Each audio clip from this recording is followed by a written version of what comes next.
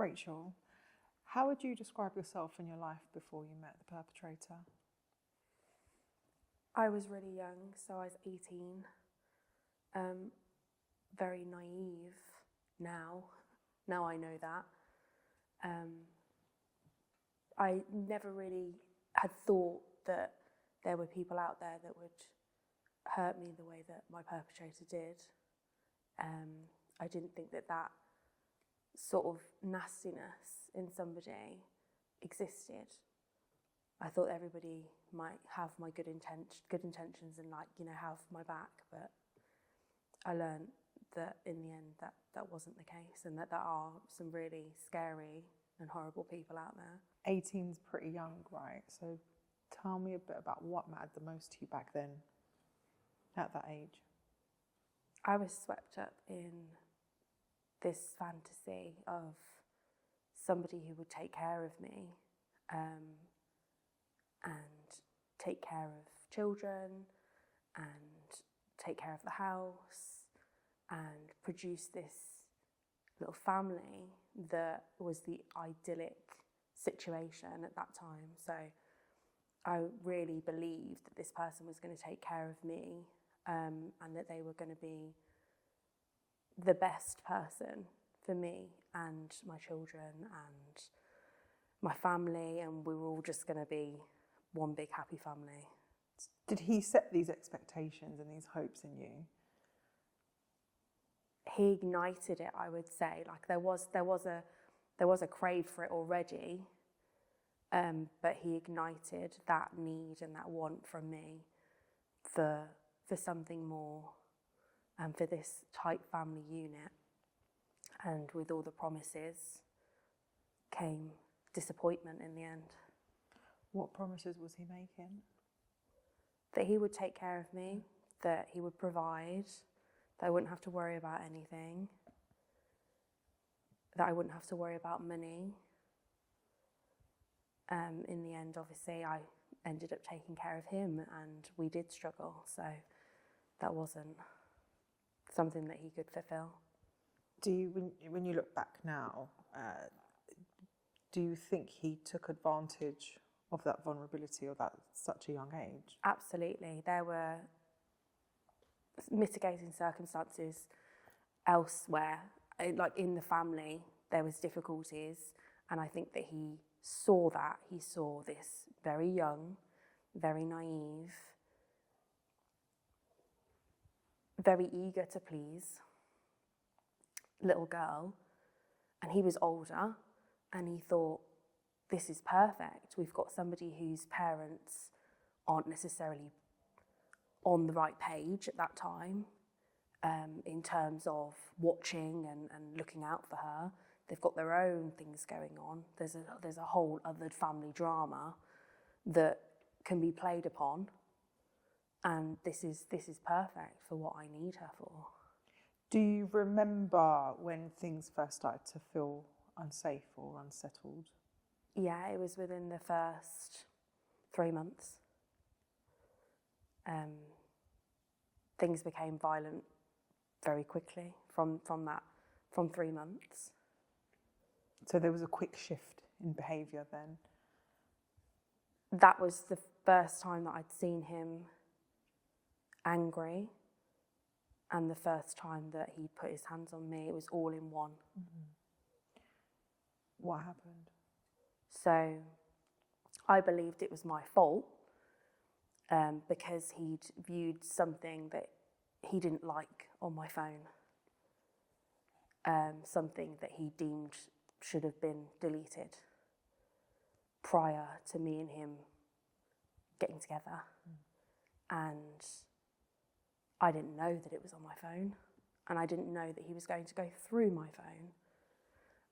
But he did that with somebody else present, and so he thought that I had embarrassed him because they had both viewed what was on the phone. So he'd completely breached your privacy in public in front of someone else there as a witness, and then had weaponised that against you? Yes. And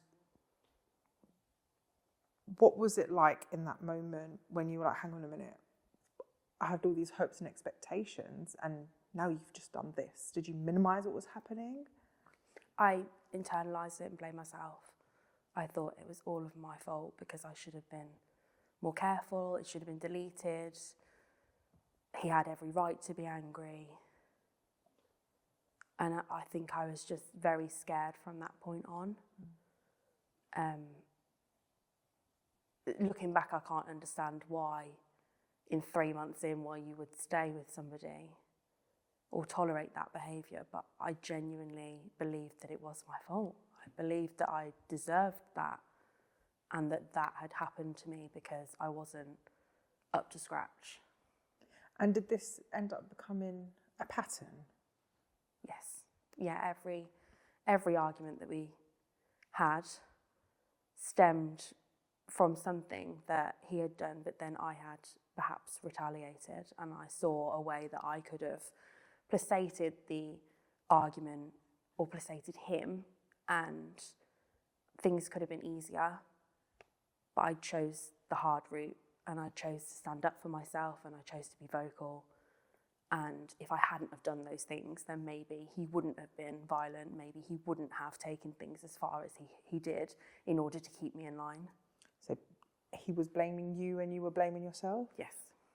And what was it like living with that on a daily basis? I had constant stomach issues. I needed to go to the toilet all the time. My stomach hurt. That sick, bubbling feeling that you know something awful is going to happen, but you don't know when it's coming.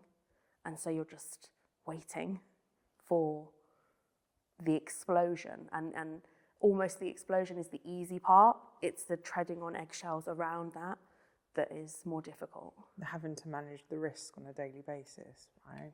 Watching your tone, his body language, monitoring his tone and how his mood was. Yes, he'd left the house wondering whether or not he'd had a good interaction when he came home, or whether or not he'd had something that had annoyed him when he'd been outside of the house, or he'd spoken to somebody that you didn't know of, and that might have angered him. And then whatever you did on top would have been the straw that broke the camel's back.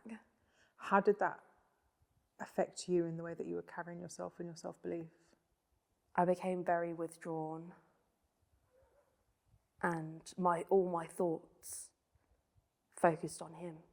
It just, from the moment I woke up to the moment I went to bed, all I could think about was either what was going to happen or what did happen, and how I could. Eventually, those thoughts changed into how I could escape and how I could have a better life and, an interaction with somebody that wasn't going to do those things to me. But to start with, it was just all surrounding him. I thought that if I was a better person, then he would love me more and these interactions wouldn't happen anymore and he wouldn't be the way that he was. And were you experiencing this in isolation, or could other people around you see what was happening? No, it was in isolation. Yeah, he'd cut me off from friends. He told me that friends were no good. Friends had come on to him, that they'd, made passes at him, that they'd slagged me off and they'd said horrible things about me. So I was to cut these people off because they were no good. And then he made up lies about my family, and my family got sick of coming round and me turning them away or not answering the door. And he got me, all alone, completely alone, to the point where I didn't have access to the internet either. So I couldn't research anything. I couldn't ask Google if this was normal. I couldn't ask anybody if these things that were happening in my relationship were normal. And so I didn't have a soundboard. I didn't have anybody to echo that back to me and say, hold on a minute, that doesn't sound right.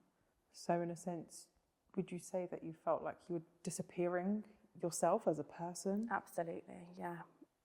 I was bubbly, chatty, the kind of person that I thought that he fell in love with.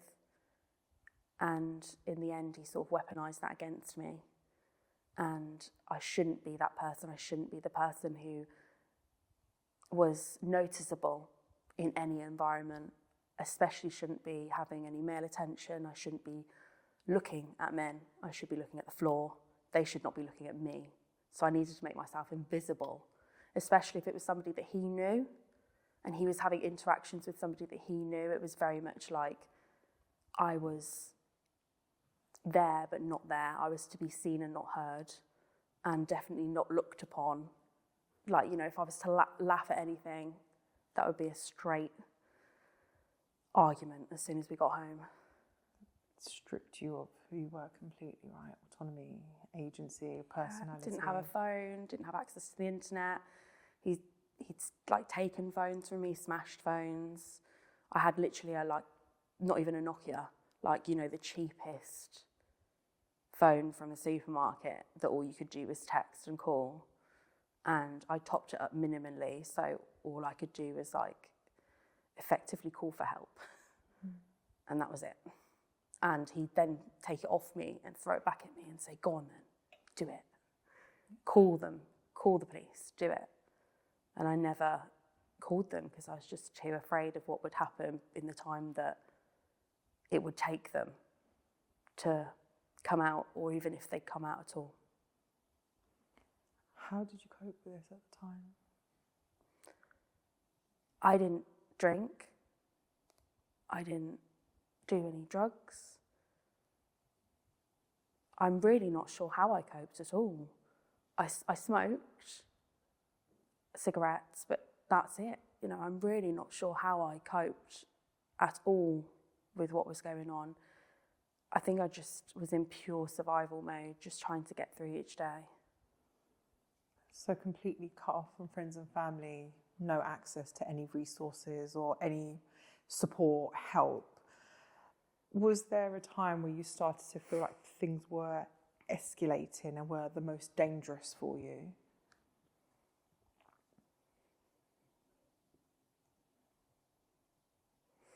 I think when he started to get in trouble for other things, with the law perhaps, that upped the ante, because I had to almost ensure that he stayed out of prison and that he didn't go away, because then I would have even more accusations thrown my way about what would happen when he wasn't there. So you were now in survival mode because of the abuse you were subjected to, but also now responsible for him and his criminal activities. What was happening for you in your body at the time?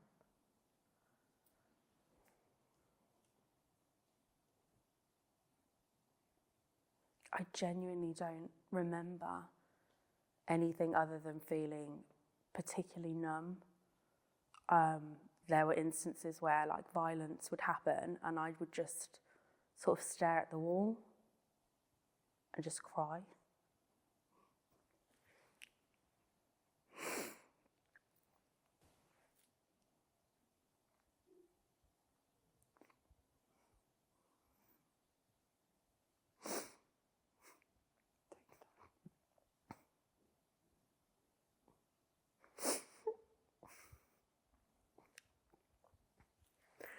I don't want to say anything.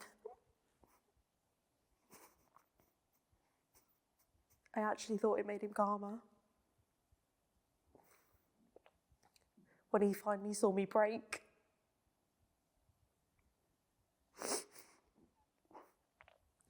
The only time I ever thought I saw any remorse from him at all was when he thought he killed me. And even then, that was for himself. He was just worried that he would get in trouble. He would be caught. He wasn't worried about me.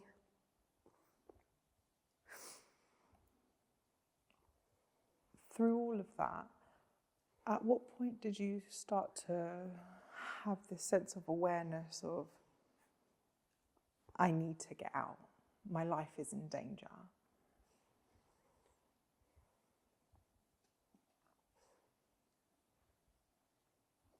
I think that it got to the point where I was actually hoping that I wouldn't wake up. So I believed that my life was in danger, but that nobody was going to save me. And I wasn't even going to save myself.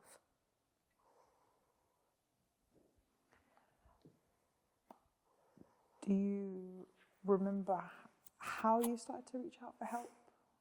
If you were completely isolated, what were the steps that you were trying to take in order to access some kind of support? It got to the point where I was trying to build up enough proof that he was cheating on me, of all things, that was going to be enough for me to say, actually, I shouldn't be with this person because cheating's awful. Compared with the other stuff, it doesn't make any sense. But that's what I did. I was looking for proof that he was being unfaithful. And if he was being unfaithful and I had proof I could then back up, and it felt like enough to finally call quits on everything and to stand true to it and say, this isn't going to continue anymore and I don't want to be with you anymore and you will leave and you will leave me alone for good. And it didn't feel like until I got to that point that I had proof, and I don't think I actually reached that point. I just reached a point where I was sure. There was an instance where I was sure that I did something and he was telling me that I didn't, but I was so sure because I had quadruple checked. And I've been very, when you're going through the motions and you're in that fight or flight and you're going through all of the trauma, you don't actually take note of, you're literally in this pilot mode and you don't take note of anything. So I made sure that I took a mental note that I did this thing, and he said that I didn't, and I said, no, I'm 100%. And he got so enraged that he kicked at me, and I put my arm in front of my stomach to protect my stomach, and he broke my arm with that kick. He then let me go to hospital. They confirmed that it was broken, and then he kept leaving me over a period of time, and for days at a time, and I couldn't wash up and I couldn't take care of myself because I had this cast on my arm. And it was during that time that I tried to fish for evidence, and I tried to find out as much information as I possibly could. I found enough that I was sure that when he returned, I said, I don't want to be with you anymore. And had he not had somebody lined up, ready to go, I don't think he would have left me alone. What do you remember most about your life in the immediate after just having left? It was incredibly lonely. I had severed all my friendships and my relationships with people, some of which I never repaired. I had been silent on social media for 3 years. I didn't even know what Twitter was or have an account. I didn't have Snapchat. I didn't know what that was either. So it was a definite rediscovery in all aspects of who I was and all this new technology that I'd missed out on. And because of that, I'd missed out on so much. I'd missed out on friends' birthdays and families' birthdays and events that I hadn't been able to go to. So it took a definite long time for me to rebuild those connections. And I still think that I struggle with doing that now because I didn't keep the same group of friends that I had at that time. I haven't, it's almost like I had to start completely again. And it was not long after he left that I threw myself into work. So I got a job very soon after he left. I still had the broken arm when I was employed, at least for the first week in that new job. And it took me a while to make friends, but I'm still friends with one of the people that I used to work with. So that has been a lasting and very good friendship for me. It's interesting that you mentioned the relationships that you were trying to build or rebuild and lack of rebuilding, because essentially as survivors, I think the hardest but most important relationships we have to reclaim and build is with ourselves. So at what point did you realise that just because you had ended a relationship with a perpetrator and kept yourself safe, that wasn't the same as reclaiming yourself and any form of healing? I believe it wasn't until I was really struggling with the PTSD symptoms, and I was reaching out for help, and the help wasn't coming. I believe that it wasn't until that point that I really felt that that was the case. So what did you do instead? I went online and I searched. I researched as much as I could about the symptoms that I had, found out as much information as I could. In the lack of sort of therapy options that I had to sort of try and give myself some therapy, and I really felt that talking was my first step in doing so. I hadn't shared this with anybody. I'd been so isolated that I hadn't opened up. In fact, my family didn't find out till many years later. I didn't share it with anybody. I kept it in, and I reinvented myself. So when it came to starting fresh, there was a lot of hoops that I had to jump through. Out of all the support that you managed to access, even if it was the support you found off your own back, what do you think had the biggest impact on your healing and recovery journey? Finding a community online, finding your community,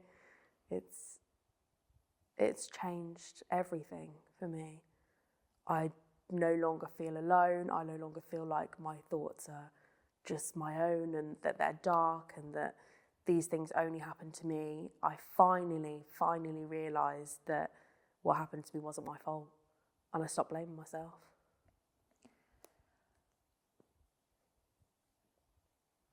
At what point then, with that in mind, being in community is very important to you, as you're saying. At what point did you actually start to feel like you were on a form of recovery and you were starting to feel actually safe within yourself and you were starting to actually feel free? I think the more that I learned and the more that I talked, it was so cathartic for me to finally release all those secrets. I'd held secrets for this person for so long that I'd forgot what was the lie that I told and what was the truth.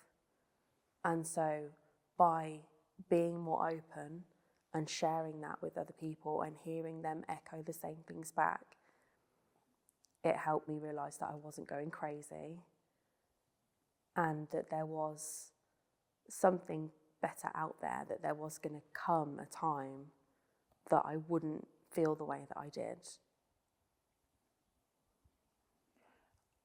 After how he vehemently tried to silence you throughout the relationship by isolating you away from family and friends, and now you have most definitely reclaimed a sense of self, what does it mean for you to have your voice back now? It means everything to me. I am a completely different person. I have built something safe and secure and stable. I'm so grateful. So tell me about your life today then.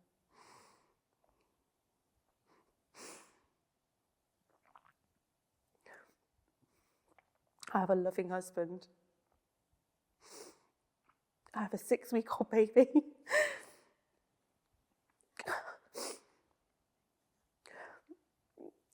It is the life that I dreamed about when I was 18. Someone to take care of me, someone to take care of my children. I'm so, so grateful, and I feel so lucky. What are you the most proud of now?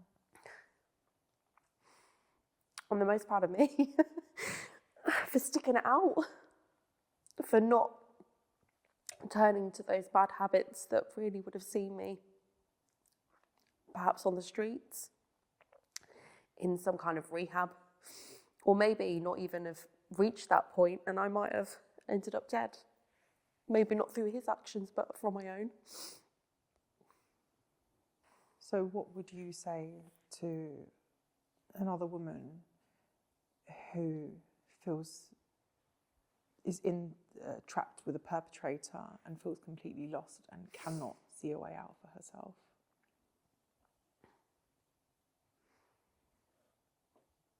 It's a very difficult question because when you're in that situation, you cannot see the same way as other people see it. You minimise and you blame yourself, and things look very, very dark, and that they will always be that way. So it's very difficult for somebody in that situation to see that, and I've been there, so I understand that. But there is light at the end of the tunnel. It does get better. You can have all of those things. It is not too much to expect the bare minimum from somebody, that they will be kind to you, that they will respect you. That is not too little to ask for. You deserve that. You can have it and you will have it. You need to fight for it, and it won't come easy, but you will have it.